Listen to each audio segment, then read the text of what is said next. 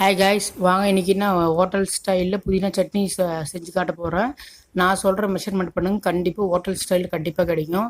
ஒரு 15 பல்லு பூண்டு, பெரிய வெங்காயம் 2, அரை தக்காளி போதும். இப்போ வந்து எண்ணெய் ஊற்றிக்கலாம் ஒரு பாண்டலில். புதினா வாஷ் பண்ணி கழுவி வச்சுக்கோங்க ஒரு கைப்பிடி. இப்போ ஒரே ஒரு டேபிள் ஸ்பூன் வந்து கடலைப்பருப்பு போட்டுக்கோங்க. 3 டேபிள் ஸ்பூன் உளுத்தம்பருப்பு போட்டு நல்லா வறுத்துக்கோங்க. நல்லா வறுக்கட்டும். நல்லா வருங்க. நல்லா வறுத்ததுக்கு அப்புறமா பூண்டு ஆட் பண்ணிக்கலாம். நான் ஒரு 14 பல்லு ஆட் பண்ணியிருக்கேன். 2 பெரிய வெங்காயத்துக்கு நான் இவ்வளோ ஆட் பண்ணி பூண்டு போட்டிங்கன்னா தான் டேஸ்ட் நல்லா கிடைக்கும். நல்லா வணக்கிக்கோங்க. நல்லா வணக்கட்டும். நல்லா வணக்கி பெரிய வெங்காயம் நீட்டாக கட் பண்ணி எடுத்து வச்சுருக்கேன், அதை ஆட் பண்ணிக்கோங்க. கட் பண்ணிவிட்டு நல்லா வணக்குங்க. நல்லா வணங்கட்டும். இதோடய வரமிளகா 2 போட்டிருக்கேன். குழந்தைங்க சாப்பிடுவாங்கனாலும் காரம் கம்மியாக போட்டிருக்கேன். நீங்கள் இன்னும் வேணும்னா எக்ஸ்ட்ரா வேணுனாலும் நீங்கள் எக்ஸ்ட்ரா ஆட் பண்ணிக்கலாம்.